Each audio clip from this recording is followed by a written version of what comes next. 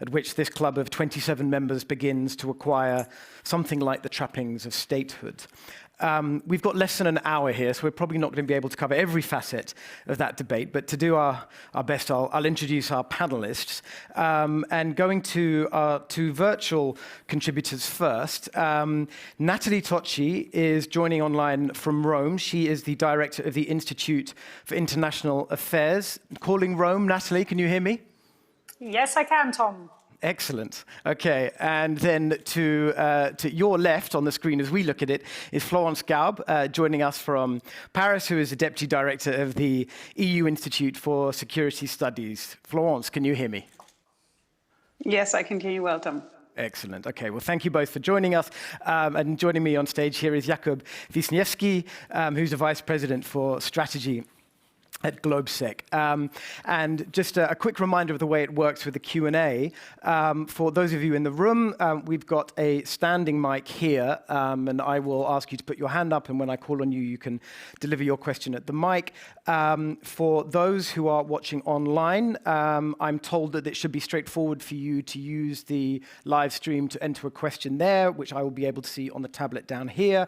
And then for those participants who are able to connect via Zoom, there's a special voice in my ear that will tell me about you, and we will come to you if there are questions delivered that way. So, Nathalie, I'm going to start with you. You're based in Italy, which of course will be one of the big winners from the new fund. How significant do you think this is for a country that has seen a substantial growth in Euroscepticism in recent years? And then more broadly, in your view, what does this mean for the future of the EU? Yes, Tom, I mean, I think this is hugely significant because, of course, the Euroscepticism that had been building up in Italy over the course of the last decade was really due to the European response to two previous crises, namely the Eurozone crisis and the migration crisis. And rightly or wrongly, Italians felt that they had been deeply wronged by the way in which the EU handled those two crises. I personally have slightly different views of the Eurozone compared to the migration crisis. In all honesty, when it comes to the Eurozone, there are lots of ways and reasons why Italy itself could be criticized. But my perception is, in a sense, neither here nor there. The general perception was that Italy had been wronged by an excessive use of an emphasis on austerity policies. It had been wronged again when it came to the migration crisis because it had been very much left alone. And so when COVID-19 hit, the initial understanding and perception was, hey, here they come again. And the lack of solidarity is revealed once again. And indeed, if rewind back to mid-April, Euroscepticism in Italy was sky high. But of course, we're not in mid-April now. We are in October, and a pretty significant decision has been taken back in July, and the mood in the country has changed. I mean, there is a general sense that Europe is back. It's understood that this crisis, COVID-19, is an existential crisis, not only for the obvious public health and economic reasons, but an existential crisis because the EU as a political project simply couldn't have afforded to fail yet another crisis. And the EU is rising to that challenge. So the mood has changed significantly. And I would say that this is not just an Italian story. I think it's a broader European story, particularly compares the way in which the EU has reacted to COVID-19 compared to other world regions. And of course, here the main comparison has to do with the United States. It is clear that although we are a complicated machine, because we're not a nation state as European Union, we've actually done fairly well. Now, of course, ultimately the proof is going to be in the pudding. The pudding being both obviously how we get out of the second wave that we're in, but also and ultimately whether the economic response that we're putting together is going to deliver.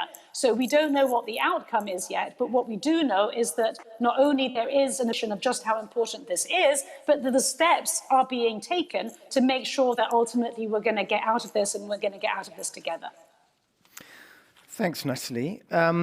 Florence, for some views from Paris, Emmanuel Macron has long pushed for this so-called conference on Europe. It's obviously been beset by some sort of complications and logistical difficulties and who's going to be in charge of it and so on.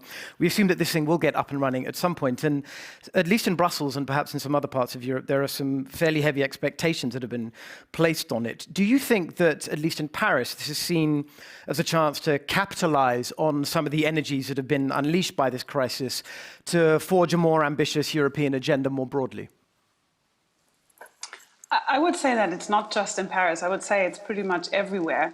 I don't know if you remember, but at the beginning of the crisis, there were multiple papers, analyses done on how the crisis would impact geopolitics. And almost all of them came to the conclusion that the geopolitical trends would not be changed, but merely accelerated.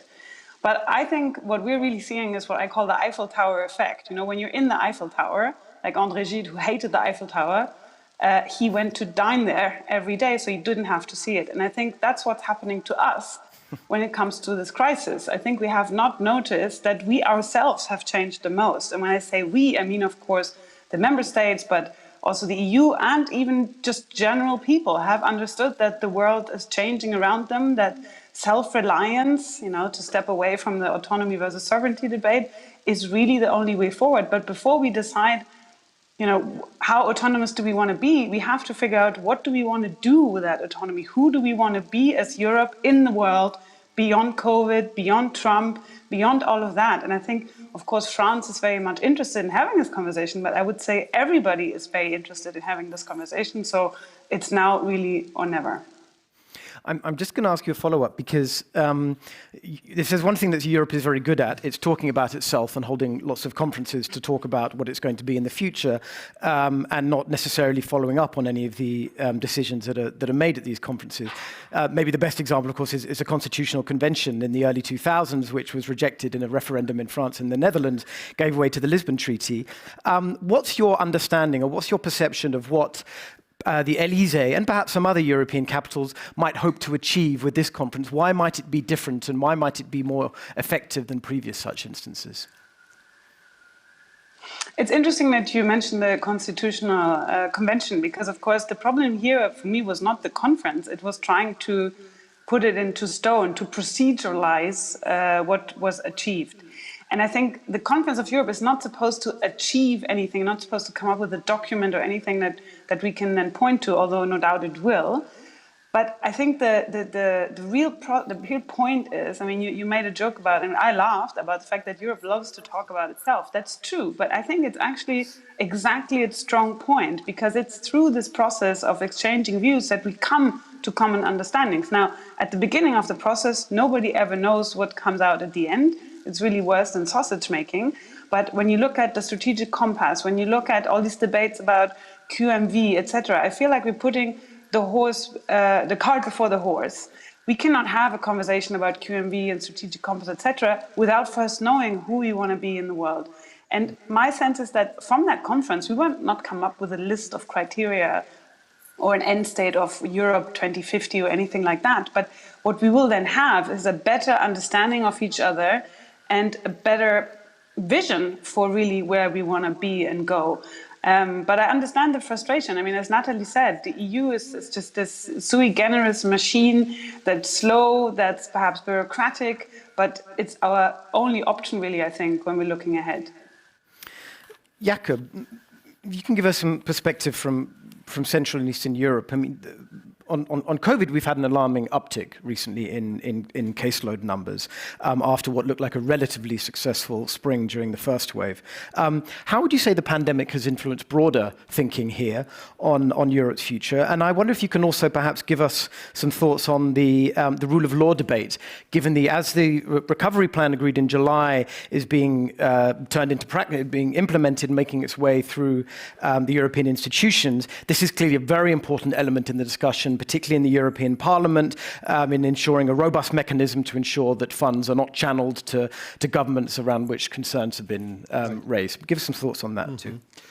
Can I just quickly react to what Florence said? Of course. I'm a big fan of Emmanuel Macron, but I don't think he's representative for the mood in a wider Europe.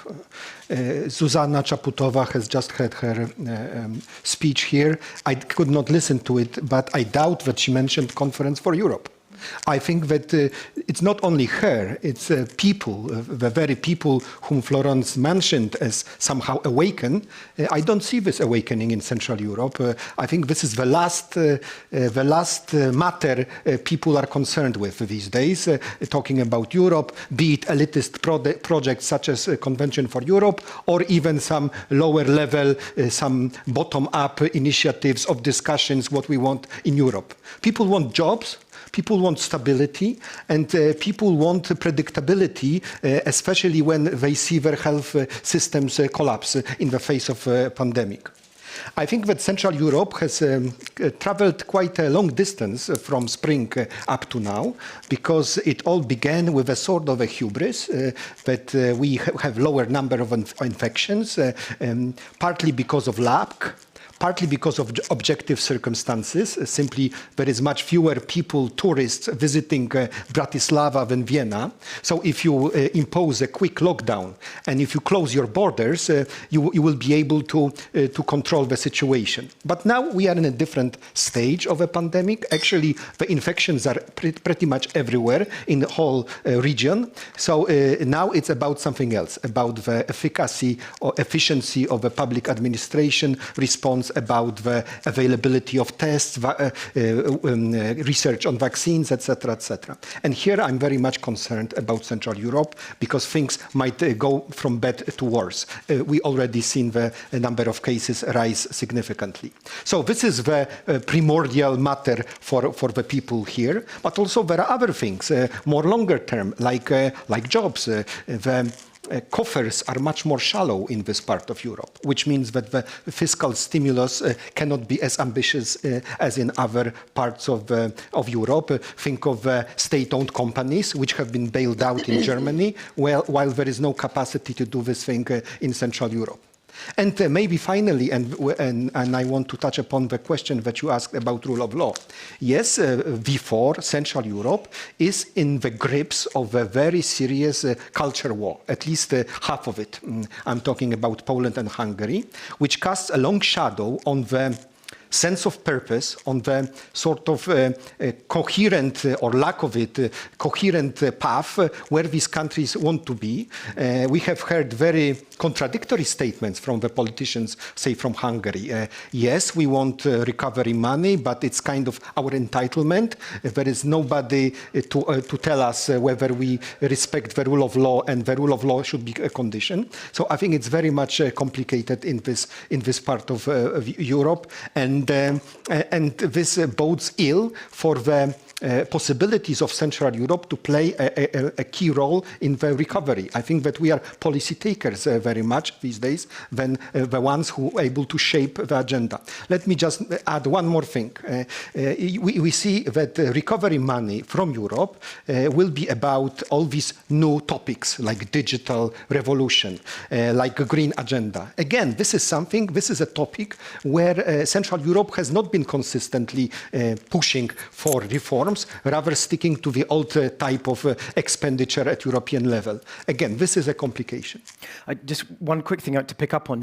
As you said, in this region and in many parts of Europe, one of the consequences of the recession has been a huge hit to the public finances. The divergence in that impact between different European member states, particularly the ability of Germany to shower largesse on German firms while some other governments might struggle to do the same, that was perhaps the biggest justification for putting into effect a common EU recovery plan. To what extent has that sort of argument resonated here? Are people aware that not only a large fund has been established, but that it's been established precisely to deal with the dangers of those sorts of divergences that you described? Mm-hmm. No, I don't think that people have in mind. Even I would say that politicians do not see the logic of it, and they think that politicians are entitled to support companies, state-owned companies, so that jobs are preserved, and as long as these are our companies. Whenever this is happening across the border in some potentially richer country, then there will be howls of protest. Okay. Very interesting. I want to go back to you, Nathalie, but to pick up on something that Florence said. When we were discussing the Conference of Europe, one of the things you were sort of giving this, you were looking at the geopolitics of this. Who do we want to be? What do we believe in? I think these have become a lot less abstract questions in recent weeks when we look at some of the foreign policy crises that the EU has been dealing with. If we look at the inability for several weeks to impose sanctions on Belarusian leaders because of the Cypriot issue. If we look at what seem to be wildly divergent views between Paris and Berlin on how to deal with Turkey, what sort of threat it represents, similarly on whether or not Moscow needs to be folded into some sort of new broader European political and security architecture. One way to deal with this is simply to, as I think you argued yourself recently, to say, right, we need to get rid of unanimity on foreign policy, we need QMV. Another way is a much more sort of a long-term complicated method, is to try to come up with a common sense of what European security is, where threats lie, how we deal with some of these big neighbors, something that is robust enough and to govern foreign policy decisions when we have to make them, as we did with Belarus. Can you give us some thoughts on whether you think that that is one thing that we might be able to work on, whether it's in the Conference of Europe or something else, to get around some of these foreign policy blocks that we've been experiencing recently? Well, yes. I mean, obviously, sort of problem number one for why there isn't a European foreign policy is divisions between member states. And we've kind of known this, and we've been saying this and repeating this for many years, in fact, for many decades. And then indeed the question is, how do we get around it? And to be honest, I don't think there is a silver bullet. And I think that there aren't alternative options, but it's about doing everything at the same time. So I personally, I mean, to sort of take the decision-making bit of it, so the QMV story, I personally was never of the view that this was number one priority. In fact, I used to think that the problem was not so much that of getting to a common position, the problem was more that member states agree on a set of common positions. Normally, council conclusions are agreed on. I mean, there are exceptions, and of course, we've seen them lately, but generally, there is agreement. And the problem normally is that there is agreement and they walk out of the door and continue doing exactly what they were doing before that agreement was, that common position was reached. In many ways, though, what happened last week sort of made me change my mind. And it made me change my mind, or rather 2 weeks ago, it made me change my mind because I think that rules are they essentially create incentives and disincentives. And so they're part and parcel of forging that common common understanding of the world, Tom, that you were referring to. I don't think that common understanding of the world is something that we can just simply reach in abstract by talking about it.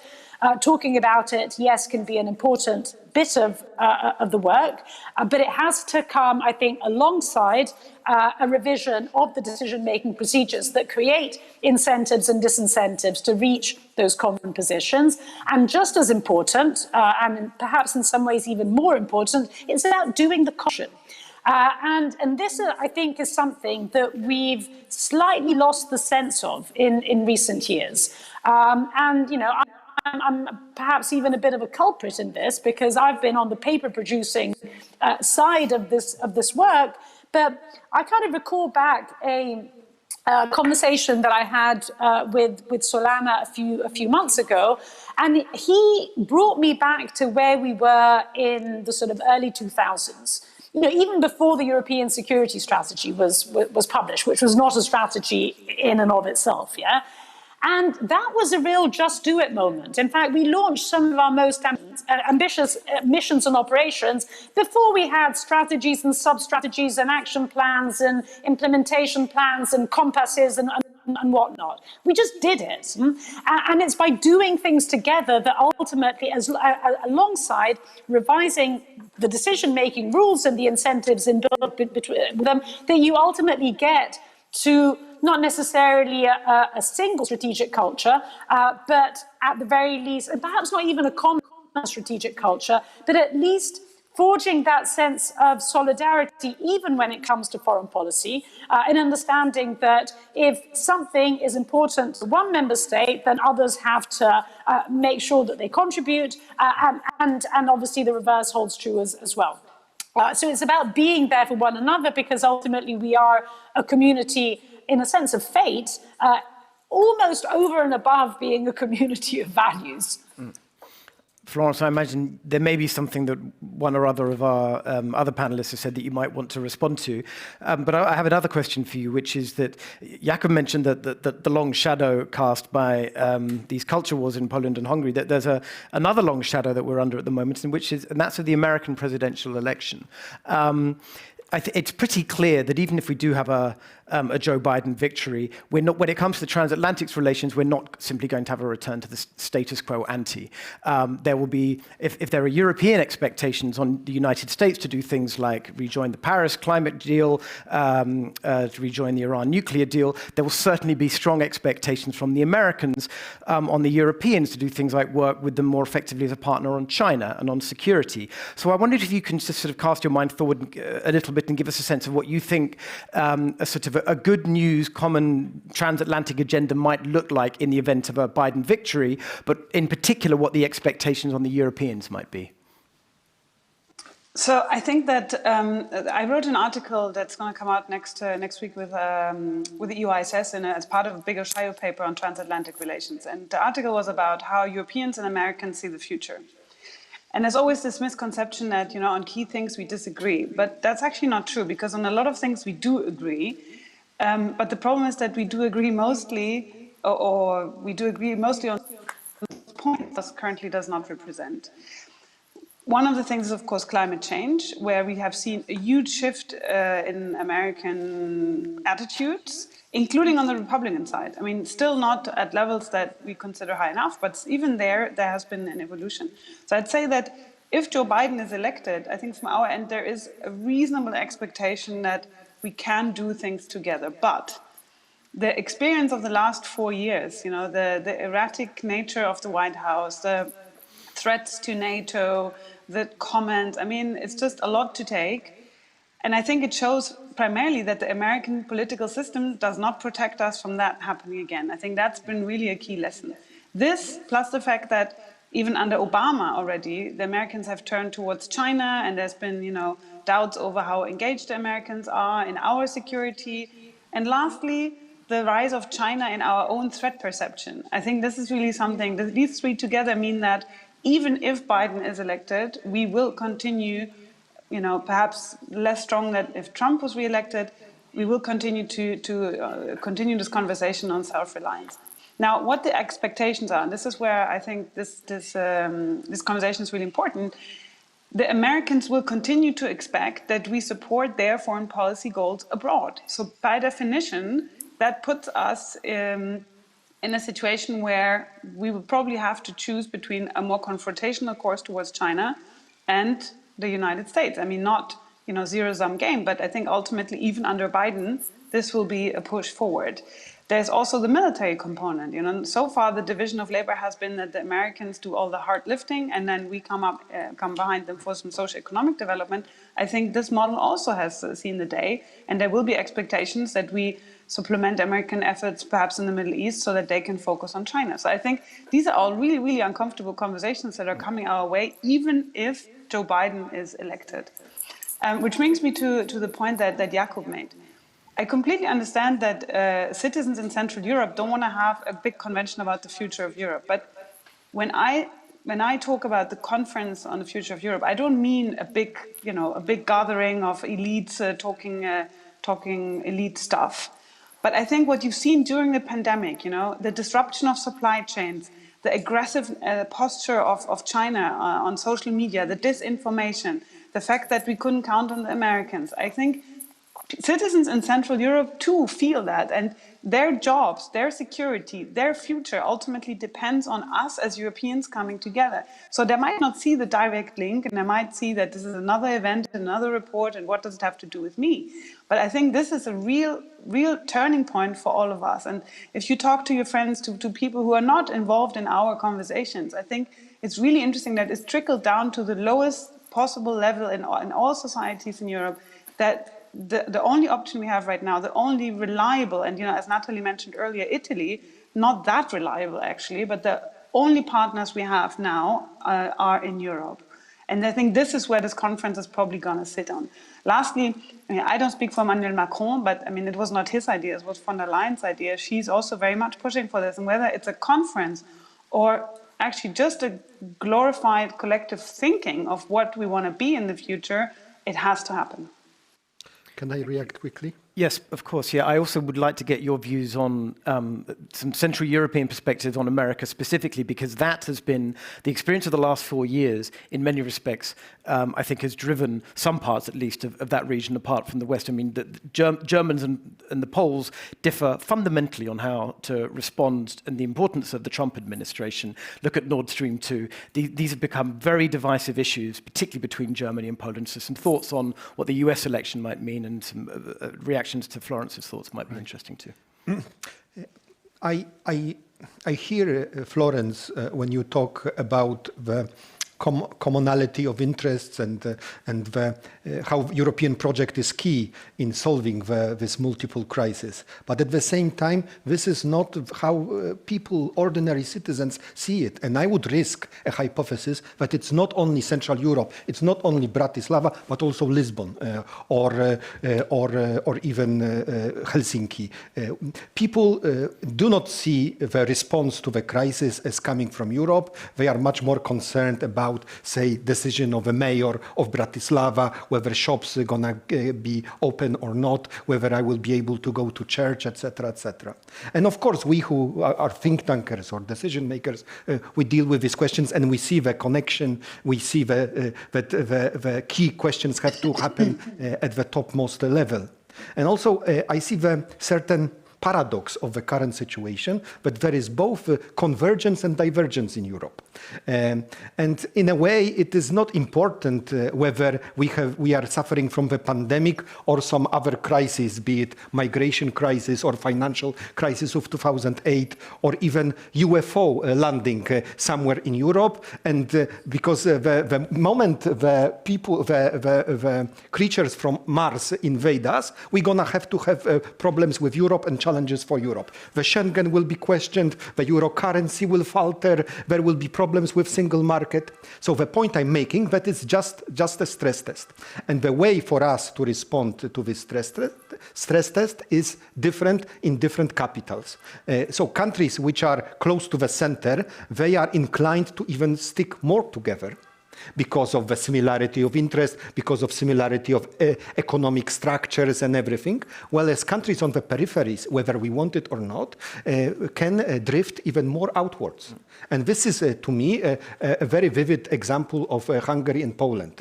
And today, if there was ever the possibility of these countries, I don't know, considering the adoption of a common currency, it's even more distant these days than it was in the past. Actually, they are adopting a sort of counter-revolution, ideological counter-revolution. We heard the news that there will be some institute for research on the rule of law in Western Europe established, which shows that there is a rather confrontation which is emerging out of a crisis, not the commonality of interest. And this leads me to your question, Tom, about the United States. I think that some countries in the region have invested a lot in the very strict alliance, not necessarily with America as such, but with the Trump administration, ideologically, but also in terms of sharing certain skepticism towards the European integration. And I think that this was a gamble, because in November it's going to turn out how these countries will fare after potentially different administration, which already candidate Biden expressed some doubts about rule of law in countries or of the region. So I think that there is a lot of question marks ahead, and possibility of America and the European Union coming together also on these very fundamental matters, such as what it means to be part of the West and what kind of minimum standards we want to adhere to. Yeah, thank you. Last question from me before we go to the audience, physical and virtual. And I want to take you back to where I started, which is this idea that I hear sometimes in Germany and some other member states as well about the recovery fund marking something of a Hamiltonian moment. Now, this is probably for people in think tanks, this is probably irritating journalistic shorthand, but I'm going to use it anyway because I'm a journalist. To what extent do you think that the establishment of this fund and the establishment of what for the first time is going to be a very substantial common European borrowing capability that will be with us for decades does mark a step change in a move towards something that has more of the trappings of statehood than we have had in the past, or not? I'll start with you, Nathalie. Well, I don't buy the Hamiltonian moment, but I do think that it's the beginning of a potentially Hamiltonian process. Now, European integration is a process, and so it doesn't really come as a surprise that a step change means the beginning of a new process. So, yes, I actually think that this is a step change. I think that it's basically a sort of decade. It has been brewing for a decade, and Europe is not known as being a particularly fast project, so it's kind of taken 10 years, but we're now at the beginning of this journey, which may eventually lead Hamiltonian or not. It may end up assuming that there is an end to the journey as opposed to simply the beginning of another process at some point, 10 years down the line. But it clearly takes us in a different place compared to where we were in the previous decade. And in many respects, it sort of dusts off the shelf. One only needs to go back to the Four Presidents report. Now I can't remember the year. Oh. Because in many, I think that this is the beginning of this process, which may or... We're losing Nathalie. Okay, Nathalie, I don't know if you can hear me, but we can't hear you anymore, and you've also blacked out. I think you're being punished for forgetting the year of the Four Presidents report. So while you look that up, maybe we'll go to Florence for some thoughts. I mean, there's this saying, you never step into the same river twice, you never walk into the same school twice. I think you can also say you never walk into the same EU twice. I mean, if anything, the European Union has been a constant process in development with new add-ons and other things disappearing, attitudes changing. So I think it's completely normal that we continue on that journey. But because we are sui generis, because according to realist theory, we shouldn't even exist, a bit like the bumblebee that physically speaking is not allowed to fly, but it flies anyway, we make up the rules as we go along. So I would reframe, I always dislike it when people, by need to understand the EU, put it in comparison to states, but the EU is not a state. It will always be the result of its member states and the institutions that the member states have created. And as a result, I think for me, okay, you could call it Hamiltonian moment, but I think it's actually just another moment in European Union history where we continue to evolve to whatever the next level will be. And for me, that's just a regular evolution because I don't see an endpoint for the EU. I think nobody does. It will continue to evolve according to the needs of the member states that created it in the first place. Nathalie, can you hear us? Yeah, I can. Yes, we lost you before. You had just mentioned the Four Presidents report and then you started to disappear. So maybe you can finish your thought. Yes, indeed. I probably kept on talking to myself for the next 2 to 3 minutes. But yeah, just to sort of wrap up that thought, essentially, I think, what we're doing is kind of getting back to that agenda and possibly finishing off that agenda. Now, that agenda is basically about, as we know, the completion of a banking union and a fiscal union, actually a political union, which is why I think that the conversation that Florence was mentioning, whether in the form of a conference or and whatever the exact meaning of this conference will be, it is about essentially bringing the politics and therefore also society up to speed to the huge step being made in terms of the governance and the economic governance of the union. So I think not doing it would basically be a huge problem because it would once again mean leaving the people behind. Now then, whether we manage to do it correctly or not is obviously going to be a different matter. So to sort of wrap up the thought, I think, is the beginning of a new stage. It's not a moment, it's the beginning of a new process. And as I said, everything in the European Union is a process, but this is a milestone along that journey. Jakob, a moment ago, you expressed your concerns that countries in this region were increasingly becoming policy takers rather than policy makers. Does this look like an example of that to you? Yes, very much. And also the example of a potential rift in the middle of the Visegrad 4. You have Slovakia, which is much more pro-European, which is part of the euro currency, which has adopted policies leading much more to the center of decision-making, and other countries which willingly want to locate themselves on the periphery. I agree with Nathalie that this is a big moment. This is a big thing. That I remember Minister Korczok, who is a very clever guy, but 2 years ago, I had a discussion with him whether common European bonds are possible. He said, no way. Germans will never agree to it. That's what we all thought. Yes, and so this is a new reality that we are in. And if, for example, QMV in the area of foreign policy happens, this will be another watershed of this kind. The problem with Hamiltonian moments is that they are hardly elitist, hardly democratic. They are elitist projects. So back in the times of American Constitution, has anybody asked the Indians or the settlers in Oregon what kind of polity they envisage for the American continent? And I think that these Hamiltonian moments are not that possible these days in the area of whatever area, be it single market or democratic polity on a continental scale without asking the people.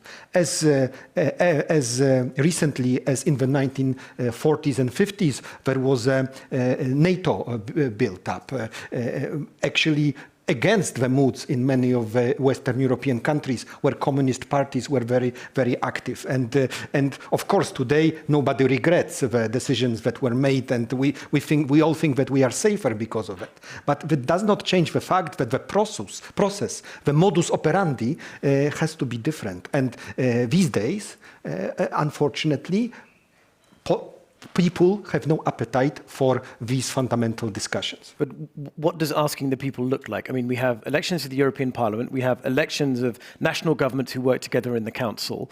What else would you be looking for? I don't think that there is a format of some additional conference for Europe, some special elections that would solve this issue. We simply have to accept the fact that people's mindsets are national, and maybe the time for the mindset to change is many decades away. Despite all these precedents, little or big ones, which are happening in front of our eyes. I'm glad that Germany has made a move on the European Recovery Fund, but I see the clash with mindsets of people. When I look back at my own country and joining the European Union, I see now that it was so easy to adopt all these laws, to become a good pupil in the school of the European integration, while the aftermath, the mentality shift is much harder to take place. Yes. And if we go too far with our decisions, and people will not follow, and there will be a backlash. Yeah, the pupils are fine, but at some point Tom, you need would to you graduates. allow me to ask Jakob something on this? Yes, briefly, please, because then I want to go to questions. No, it's just that I hear you, but firstly, Eurobarometer polls simply do not support this, because there are surveys done for years and years and years, always showing that the European citizens want Europe to do more on foreign and security policy. But my question to you is, what would you suggest we do then? We just do nothing and continue on the course that we're on now? Because I have not heard a constructive idea from you on how we should handle a situation other than just continue to go through the pandemic. I think I don't have a ready-made plan for Europe, any 5 or 6 or 10 points to save our project. I think that this muddle-through scenario is better than doing nothing or reversing or backsliding or going blindly forward too quickly. So whether we like this idea or not, I think that this muddle-through scenario of current changes, small step changes, is the one that we should be adopting.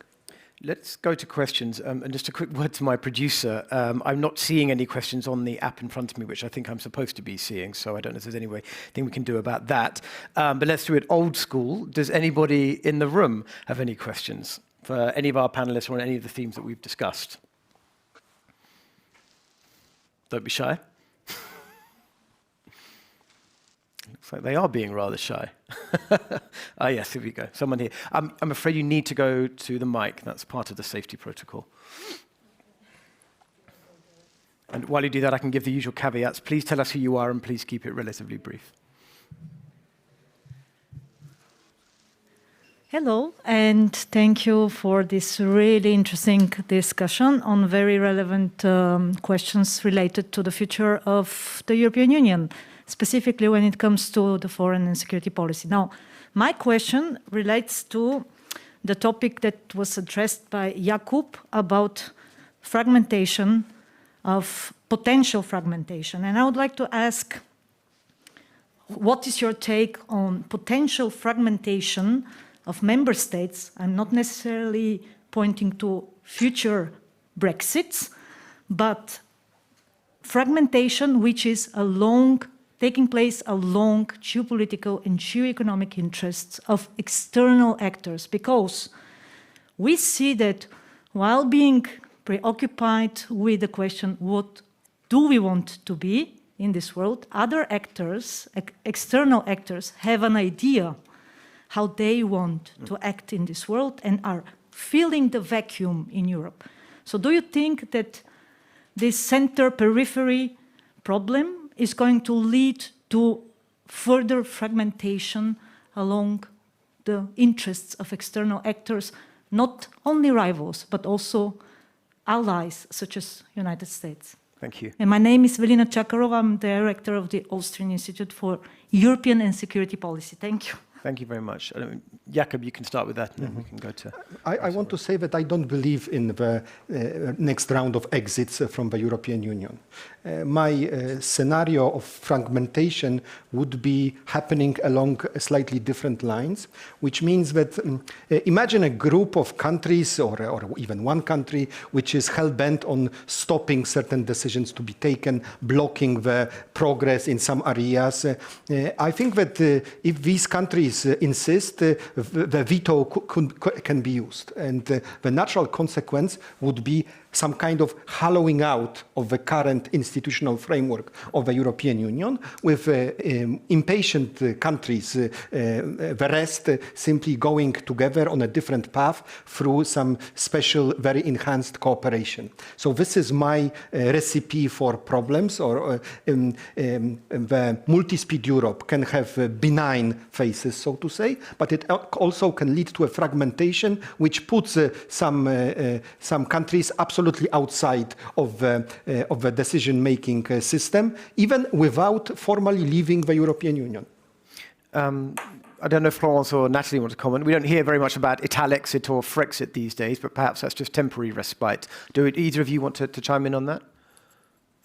If I may, Tom, let me just two quick thoughts. I mean, firstly, on the exactly. I mean, are we going to have other exits along the line? I think the answer to that is no, but I think it's because the political moment has now changed with COVID.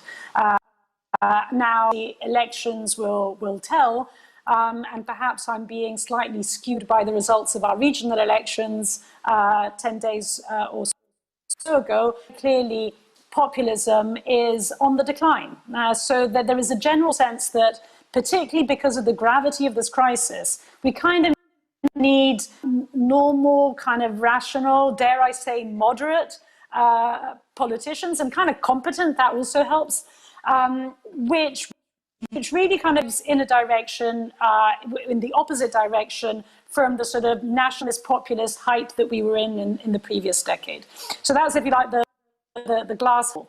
Now, the glass half empty of the answer to Velina's question is, are we going to be torn apart by others? And here is why and how we get back on autonomy. Because it's true that if we have an international system in which a new great power confrontation is now crystallizing, whether it's going to be a new Cold War or not, well, let's hope it's cold and it doesn't get hot. But it's very clear that it is not simply a set of sectoral disputes over trade or over it is a new political and ideological divide in which we have a choice, and the choice is either indeed to be torn apart by that confrontation, being able to be an actor in our own right, which basically means probably tilting more towards one side than the other, but making sure that we are making the choice and others don't make it for us. And on this part of the story, I'm slightly less optimistic. I mean, I think there's been a great deal of talk, beginning of some action, particularly when it comes to the more internal sort of prerequisites of autonomy. I think, you know, what we're beginning to do the digital on the green front, which obviously then connects to the whole next generation EU story, essentially substantiates some of those elements of autonomy. But the problem, kind of forgotten the global bit. I mean, you know, this commission came in saying green, saying digital, but also saying it was going to be a geopolitical commission. And yet the amount of funds that we're going to be dedicating to those global ambitions have actually been halved compared to what the original ambitions pre-COVID. So that is where I think I'm slightly less, where I'm definitely less optimistic, and where I think most of the work needs to be done. One sometimes wonders if President von der Leyen regrets using that phrase. Florence, I'm sure you want to weigh in on this, but I also have a question that I think is relevant that you might want to tie into it, which comes from Anna Wieslander, who I think is with the Atlantic Council, and apologies if I've got that wrong. The question is, can Europe have a sense of a common destiny without a shared threat perception? This ties in very much with what you were saying about the purposes of the Conference of Europe before. So you can answer that question because it may relate to what Nathalie was saying as well. Yeah, so I think the question that was asked by the real person earlier, as opposed to the digital person, it's ultra pertinent. And I think the fact that, you know, when you look at von der Leyen's agenda for Europe, and you Google, you search a document for the word future, which I have done, it's mentioned 14 times, but not once in a geopolitical context. That points to the fact that we do not offer an engaging, positive, encouraging vision for the future. Forgive me for saying this, but carbon neutral is great, resilient is great, but really that's not something that can rival with visions of the future, such as in China. You know, I mean, it's scary how determined China is. That's one of the reasons why people are scared. It says in 2050, we will be a global power with a military ambition, and this is our list of things we will have achieved. The thing is that I think what people underestimate, what politicians perhaps also underestimate, is the need to communicate to citizens a global vision, something that people will actually fight for, work for, dream of, want to implement. Now, this is not the first time we've been in this situation. In the 50s, but also in the 70s, there was a lot of anxiety about the future prevalent in Europe. And then it's up to the politicians to take these fears and translate them into something that everybody, well, the majority can sign up for. Populists are a symptom of this anxiety that a lot of people in Europe feel when it comes to the future. And it's not just about climate change, it's about digitalization, it's about, you know, geopolitics and so forth. So where I share Nathalie's pessimism is that when you realize that a geopolitical commission has not yet managed to actually take on the big nut that geopolitics is and try to crack it. But I think at the end of the day, this is what the COVID pandemic is really useful for. And it's what I said earlier about the Eiffel Tower syndrome. I think we are in the process of undergoing change in this regard. Now, it's really important that we seize this moment, and leadership is required, and guts to take this out of this typical bureaucratic approach to reform and improvement, you know, concierge thinking. We're going to repaint the door and going to make it look pretty. This is not going to cut it anymore. But I do think that the strategic window is open, and we just have to get through it. Now, on the threat perception, we've done an analysis at the EUISS. Rather, my colleague Daniel Fjord did an analysis. He compared the national security strategies of the member states to get to the bottom of this claim that Europeans don't have a common threat perception. And we found out that that's actually not really true. Broadly, the list is pretty much identical. You can download it from our website. What member states differ on is prioritization.